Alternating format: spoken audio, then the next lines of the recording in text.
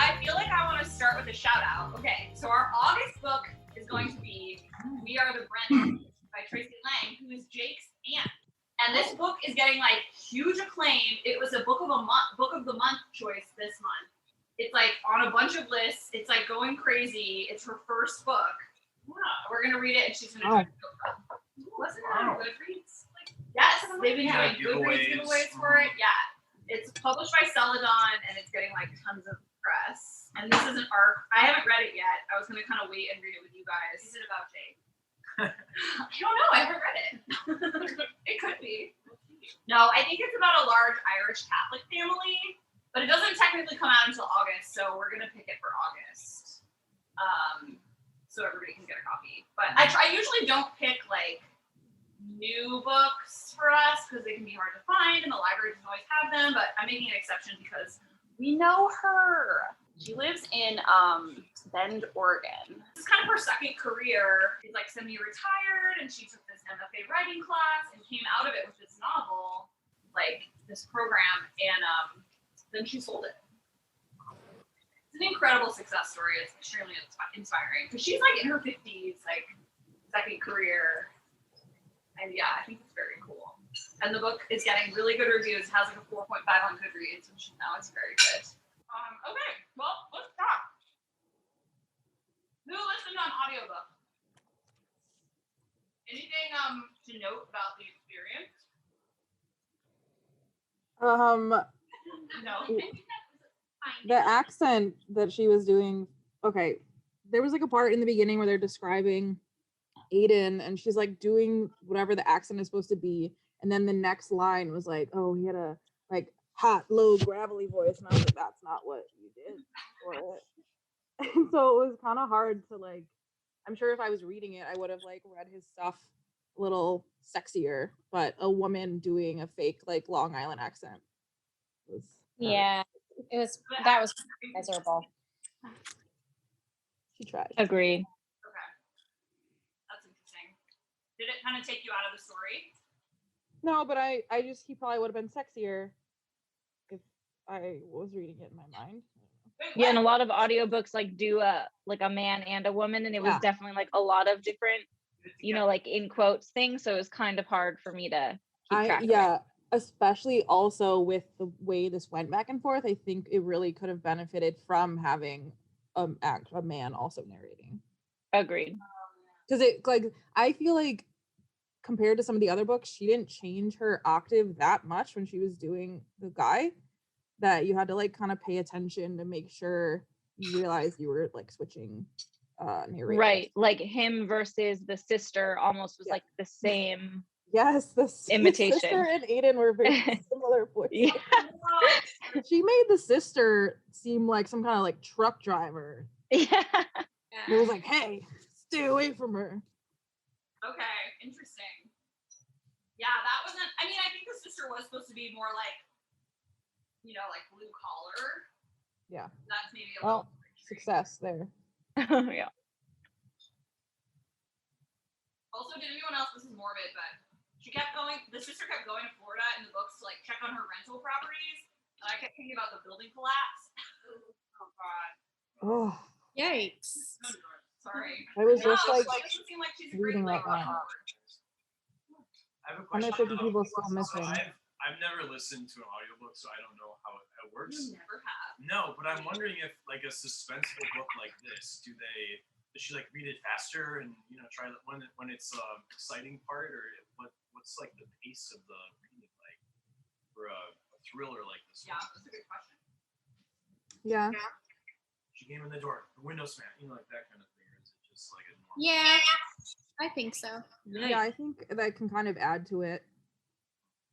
Agreed. Felt like it built to a climax sometimes.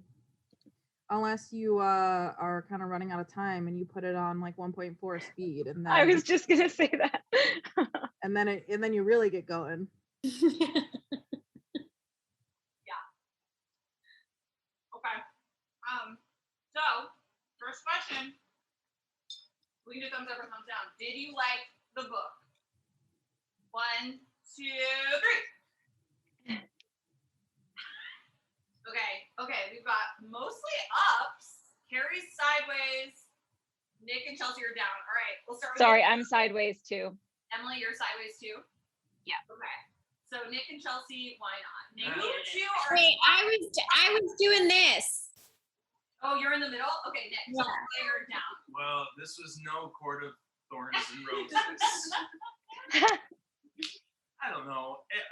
I read it really quickly because it's kind of a fast read. You know, there's like constant action. Something's always happening. So it's kind of fun in that way. But there were so many things they did that I just found really frustrating and unbelievable. I know it's a novel and you have to kind of suspend your disbelief, but there are a lot of things that just didn't make sense in the plot. And the kind of unreliable narrator thing was like a little bit weird, and I didn't know who to trust. And then the main character, whose name I forget already,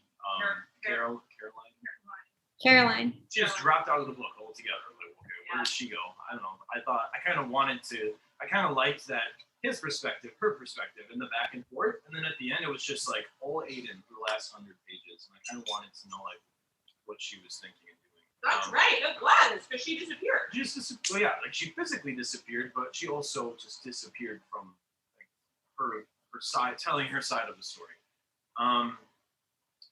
So those are kind of my thoughts on this. Yeah, we should definitely talk more about that. Her disappearing. Nick. That's a really good point. Chelsea and Emily, you guys were sideways. I liked the thought of the book, and like the whole thing was cool to me. Like I wanted it to be this like epic thing, and I was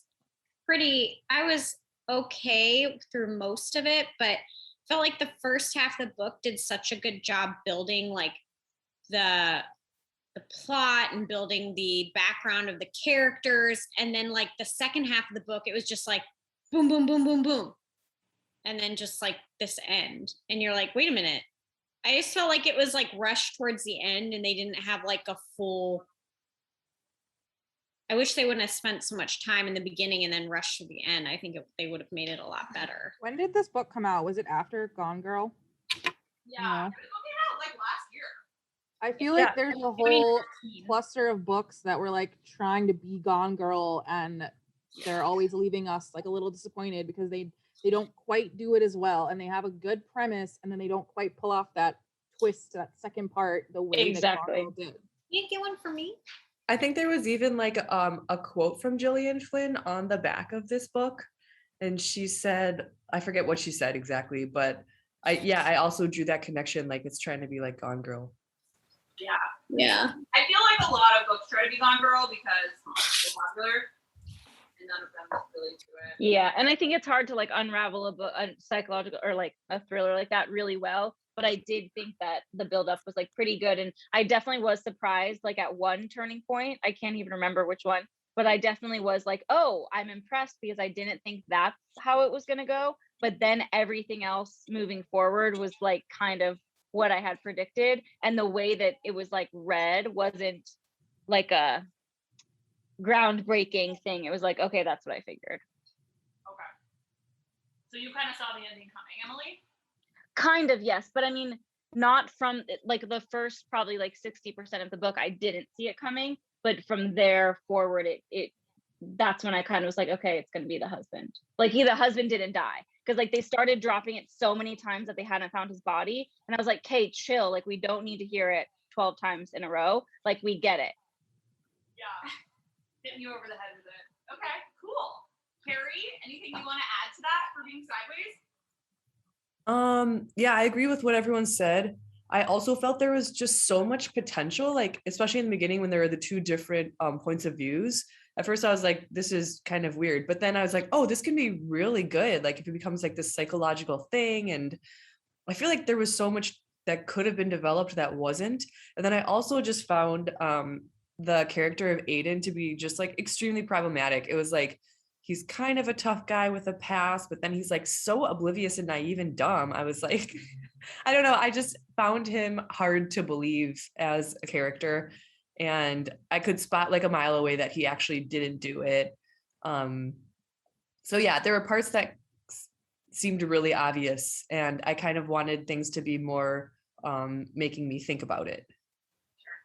Okay. I feel like she was trying really hard to make it seem like he was a bad boy. And there was this quote kind of in the beginning where he was talking about her and he was like, her fingernails were painted the color of blood. And I was like, no one would think that. Or red? Yeah. No? He's a murderer. And then he just falls in love so fast. And it's like, okay, I get like he hasn't, like if it took that little to fall in love that fast, like either Caroline was like crazy out of this world, which I know the book tried to make her be, but I was like, wouldn't he have had like other experiences by now? I don't know.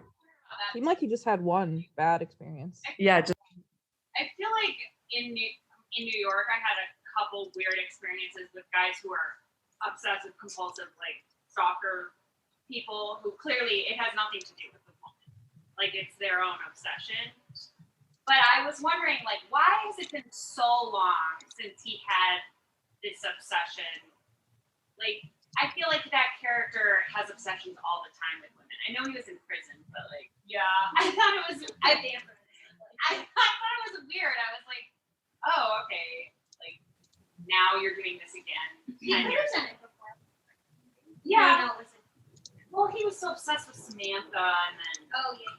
I don't know, but The daughter stuff is weird. oh yeah, the daughter stuff was really weird. All right, you guys, tell me why you liked it. So much silence. I just said, is that us? I was like, I don't know who else liked it. Yeah, I liked it. We liked it. You said yes. I liked it. It was an easy read. It went by fast. Yeah. It really, the plot really grips you. Yeah. And the house sounded awesome. Yeah, it swept me away to the Hamptons, which I've never been to, but I could picture it. I'm And not really sure what the Hamptons means. Where is that? Beach, New York It's on City. Long Island, yeah. Like if you live in New York City, you can Yeah, the Hamptons. and live like a beach person. Is it north? It's on Long Island. But you can drive to it. East. Or you can It's take like 2 hours from JFK. mhm. take the chitney. It took Caroline like 3 hours that night. yeah, because of the storm. I agree with you, Maggie. I thought it was it really held my attention. I don't disagree with anything anyone said. Like lots of plot holes, like really questionable characters. You know? Definitely lots of plot holes. But I thought it was really fun, and I was pretty into it. And I thought I actually really liked the competing narration because I liked trying to find the discrepancies. And once those started happening, it got really kind of fun. I thought. But yeah, I mean, was it the best book I've ever read? Certainly not. But I enjoyed reading it. I thought it was fun. No, I forgot who just said the part about how they couldn't find the body. Some of the writing wasn't like the best writing I've ever seen. Like when it was still two personalities and they were trying to make him seem like he was obsessed with her. I was like, okay, we get it. He's a psycho. But then I was like, okay, actually maybe it's too much. Like she's trying too hard to paint him as like somebody that's obsessed with her because then there's a whole. I thought she took it too far too. Like when he hit his head on her dashboard. Oh yeah. That I was so like, weird. okay, that's it. Like she would never see this guy again. Like that's Yeah. And so I agree. Like it went too far too fast. Well, that's the thing. I kept getting, I just felt like all of the characters were unlikable, including like her daughter. Like I just thought all of the characters were unlikable. And for me, it's like you didn't want to root for anybody. And not to keep comparing it, but like in Gone Girl, like it was just like so different than anything you'd read before. And it was like such a surprising plot twist, at least to me it was. I don't know if it would have been different if I read it versus listen.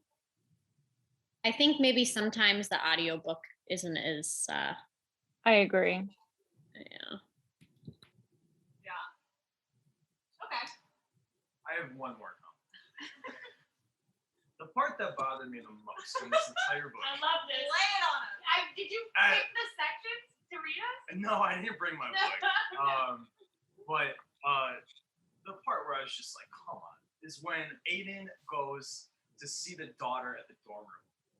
And her first reaction is like, I'm going to send a selfie to my mom. Yeah.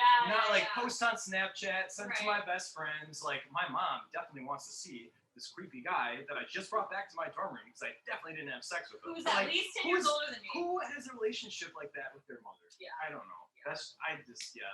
Done. I agree. I found so many of the things that happened. I was like saying to myself, like, no one would do that. Like, that's not, I mean, it didn't seem to make that much sense.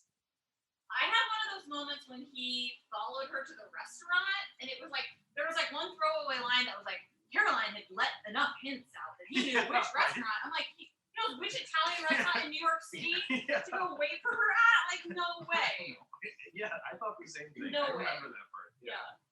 So, yeah, definitely some issues. I agree with literally everything you've all said, and I still liked it. Yeah, part of it was like it was freaking storming out the entire time I was reading the book, so it'd be like it was like crashing thunder, and I was like reading about like the storm and shit. So I don't know, I liked it. It was a beach read. Like, Yeah. This is something you take on vacation. You read it on the plane. You read it on the beach. It's like you're done with it in a couple of days, and it's fun. I'll give you that. But I don't ever need to read another Michelle Campbell book.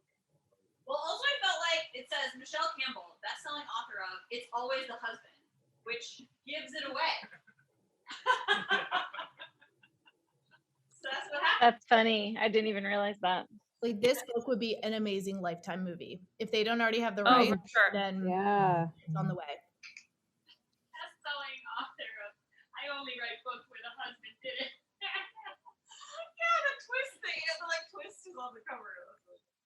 I'm almost hesitant to ask this because I feel like this book is so vapid it doesn't have any. But what are the themes of this book?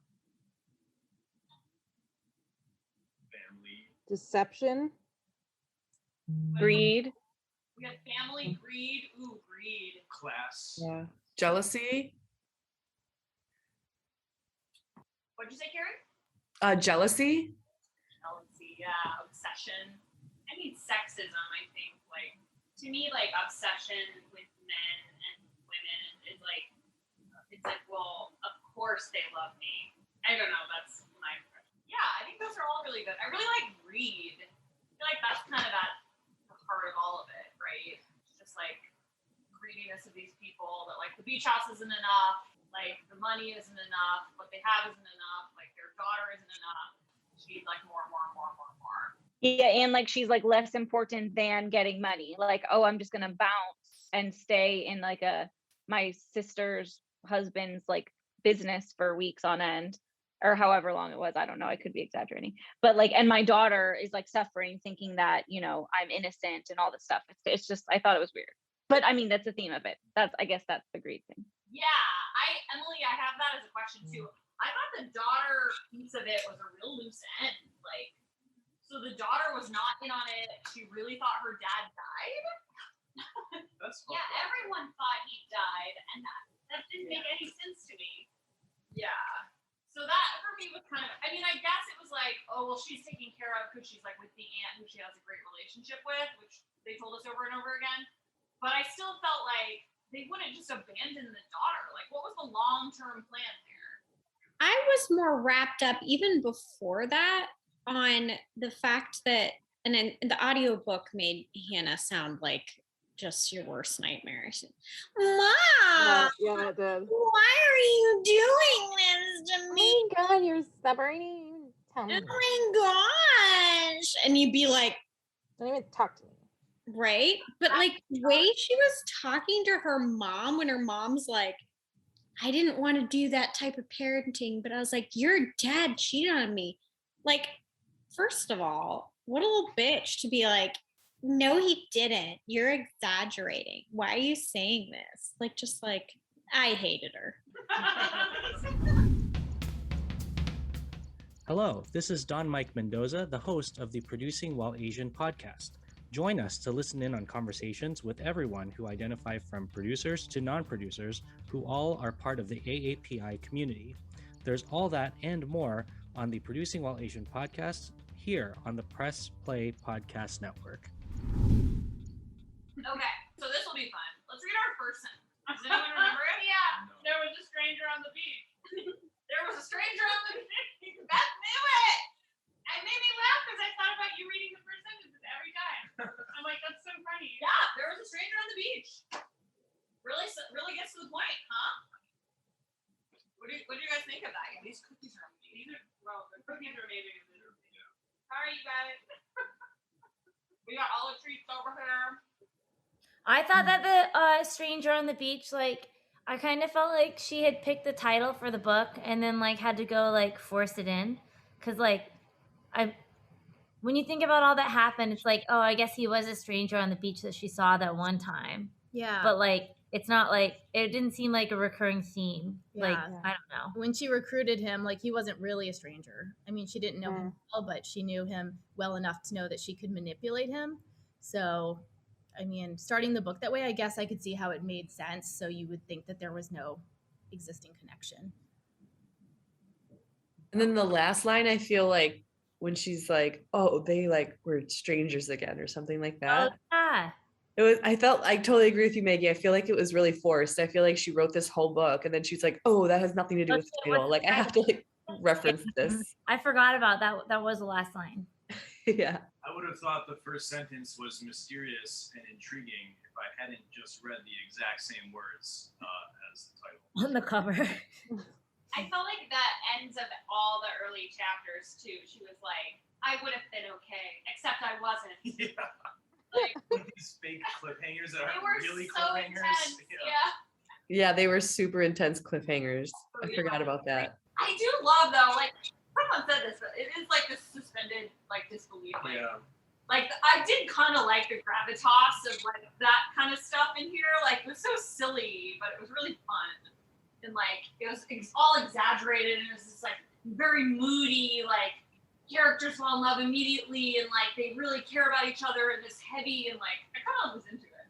I thought at the beginning, I thought the book was going to be literally a comment on men who were like obsessed on women, and I thought the whole book was going to be his interpretation of their interactions, how he believed that she was in love with him and she wasn't.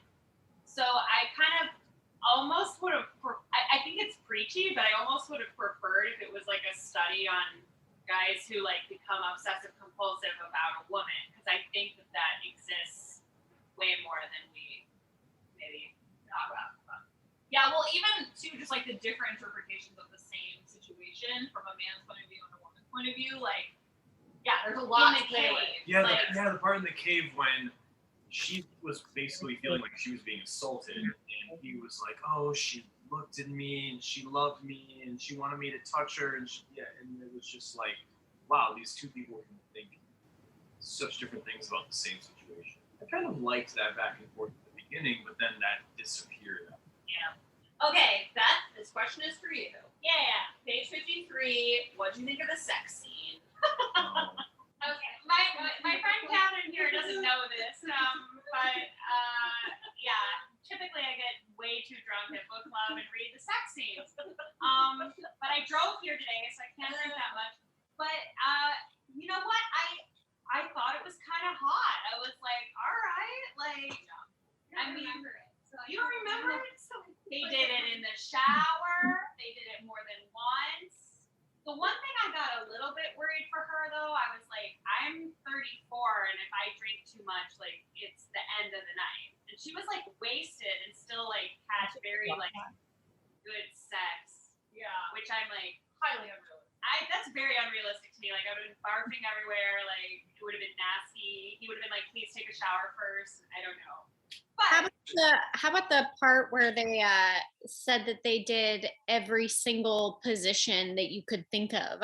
And then I started like, because that's the kind of person I am, being like, okay, well, what? So they did this one, and then I started envisioning it, and then I was like, well, geez, like.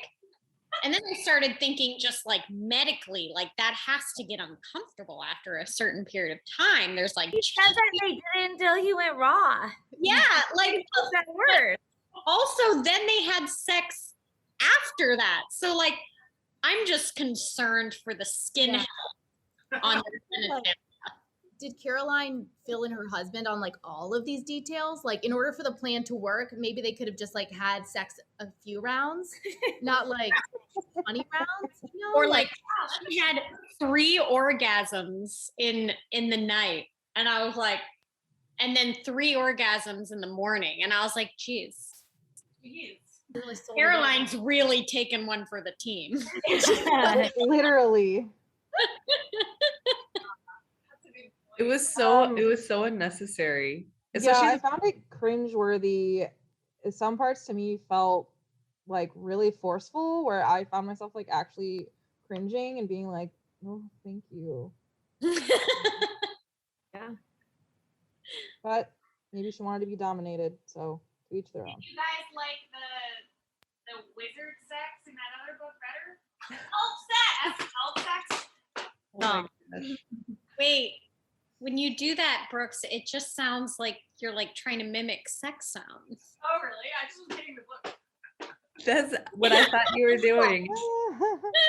Reading a book during sex, so exactly right. Reading.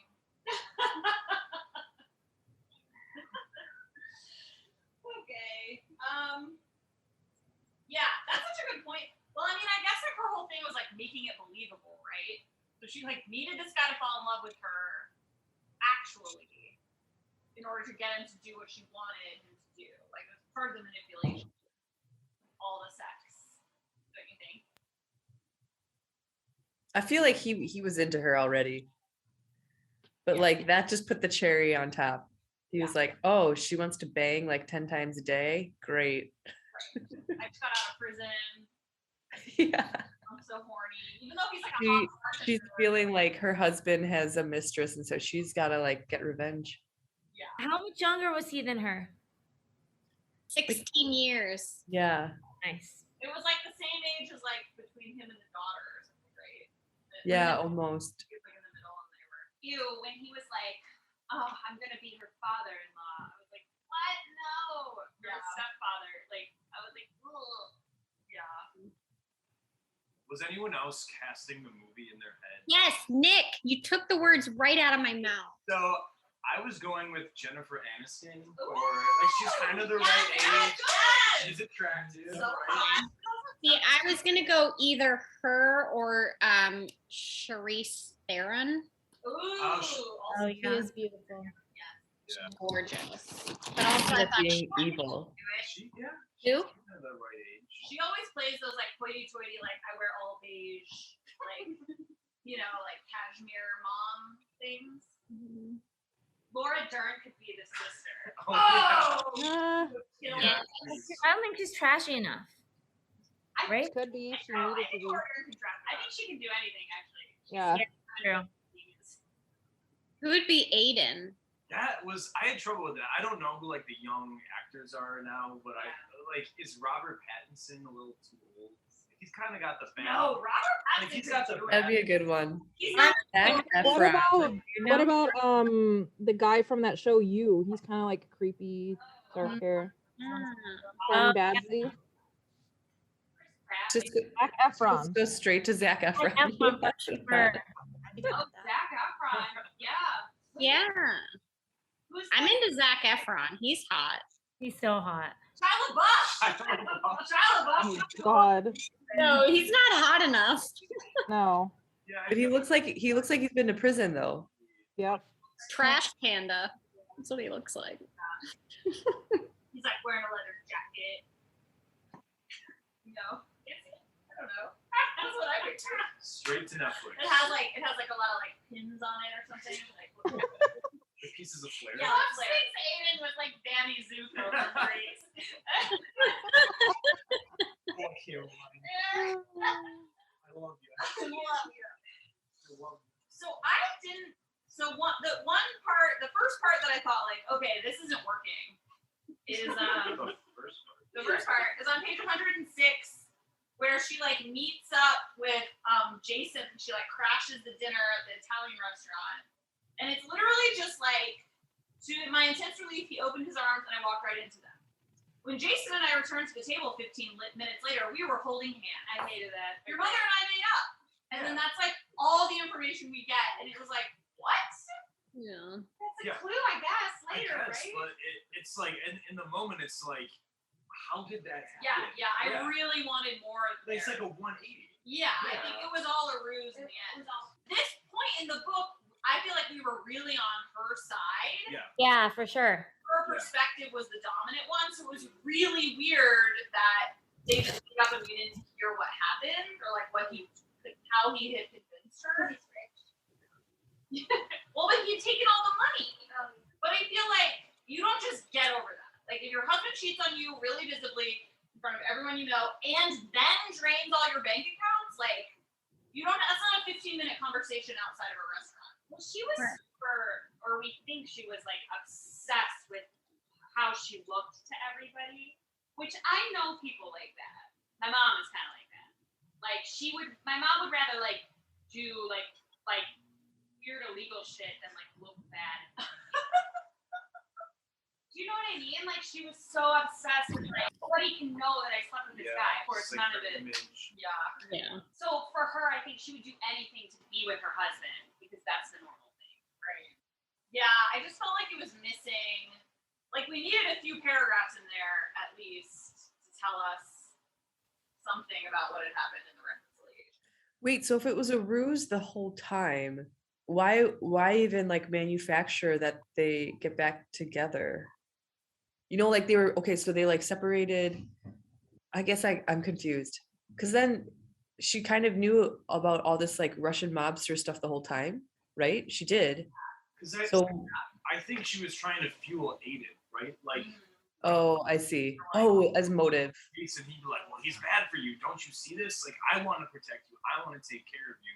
Keep you away from your husband. And that, like, fueled his fire. Yeah, I think they had to build up the, like, jealousy storyline. And also, I think she didn't want to be a suspect in his murder, so they couldn't be estranged. You know Yes. Okay, that makes sense. Yeah. So it was like, yeah, we went through a rough patch in our marriage, but we were working on it. We were back together. I didn't kill him. Get it. I got it. Also, I'm just thinking about this now, but how did they time all of this in a hurricane? Yeah, right. Right. Was that on purpose? Oh, yeah. Or would they have gone through it storm or no storm? That's a good point. Yeah. I hadn't thought about that before. Would they have still killed him if it was a calm night?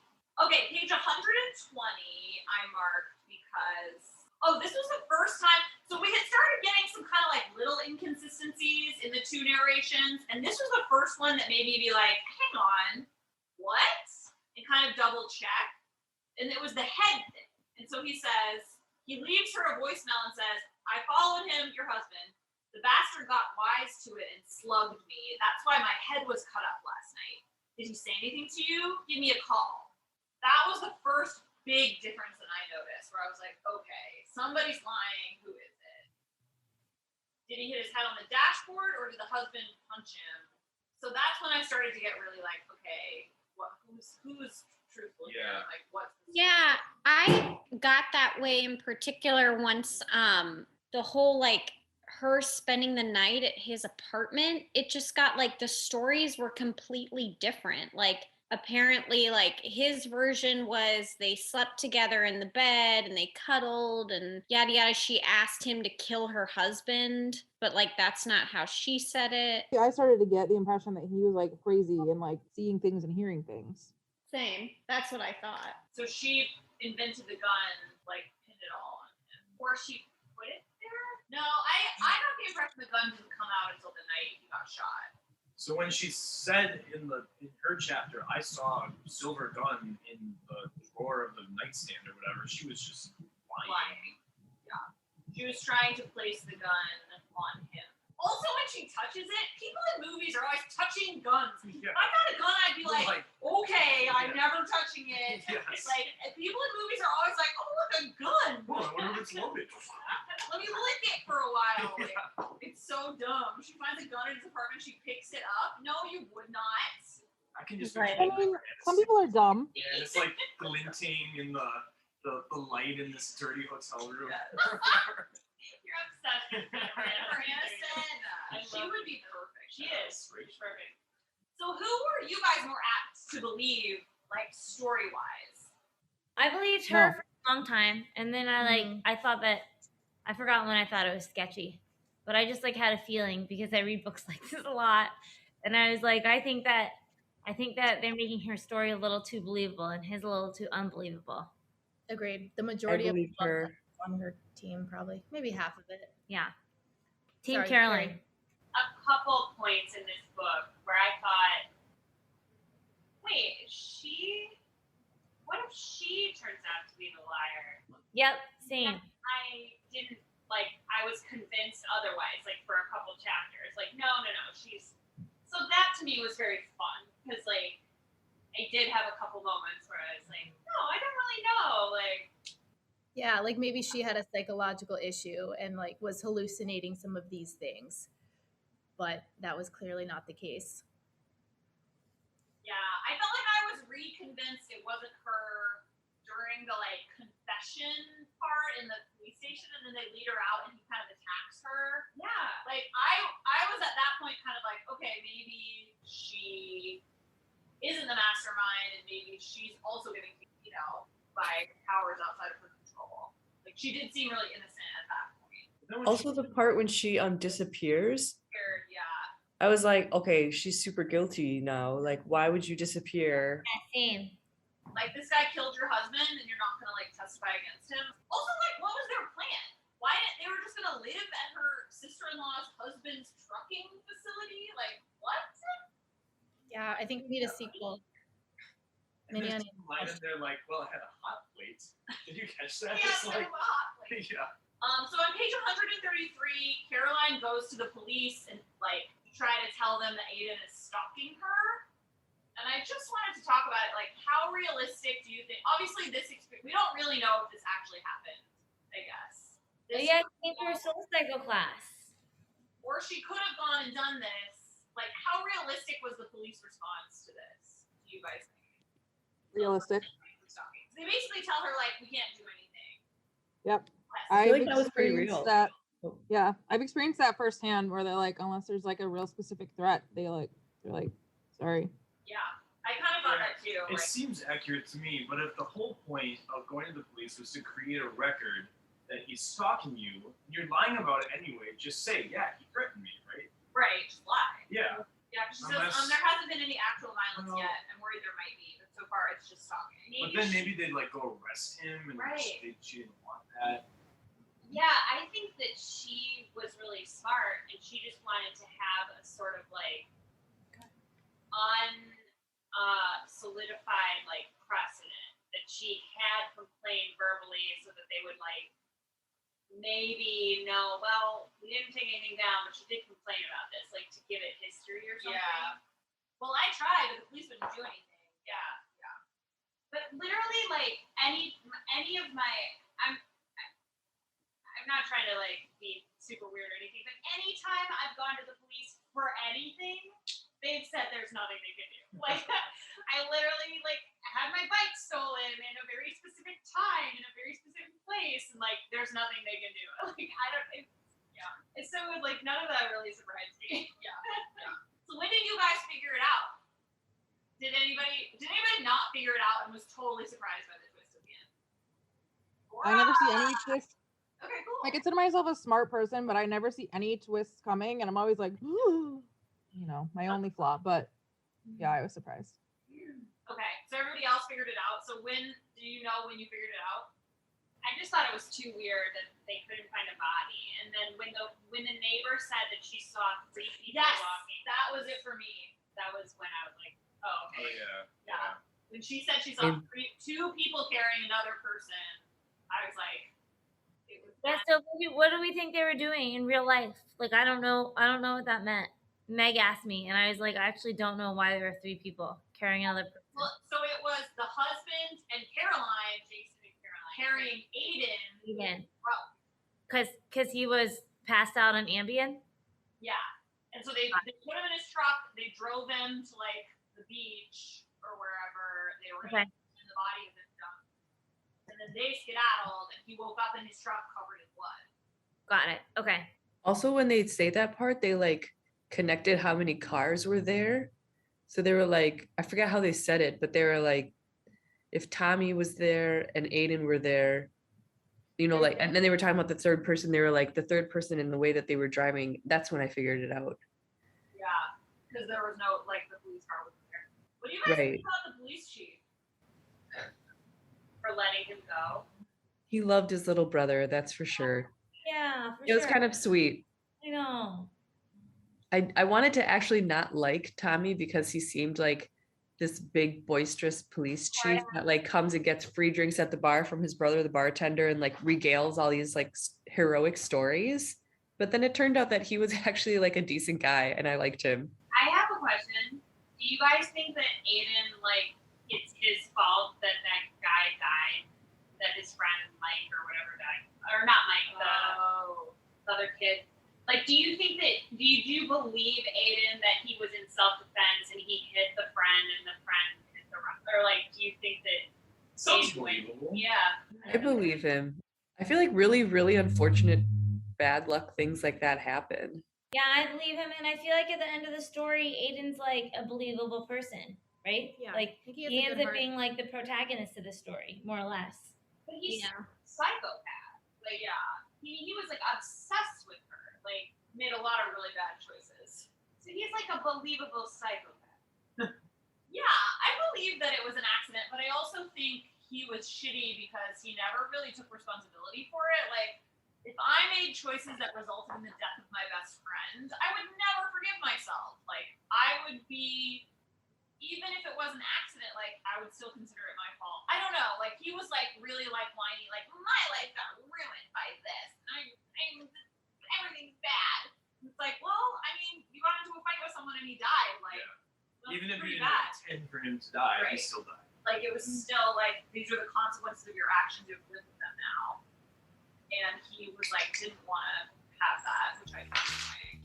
I felt like this book was, there's not a lot to dig into. Am I wrong? No, There's not like, because it's plot. It's plot, it was plot, all plot, plot. plot, exactly. There's no like character development. There's Yeah. no like literary quality. You know what I mean? It's Yeah. just like this happened, then this happened, then this happened, then this happened.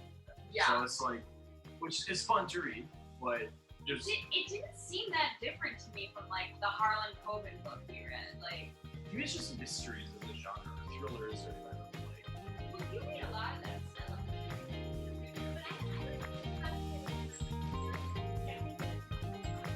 Books with Brooks is produced by Mo Barrow with theme music by Jonathan Allen. Books with Brooks is part of the Press Play Podcast Network, which empowers hosts to create high-quality professional shows that inspire and entertain. If you've been dreaming of hosting your own podcast, we can help. Please email content@pressplaypodcast.com to get started today. Please be sure to subscribe to get the latest episodes wherever you listen to podcasts.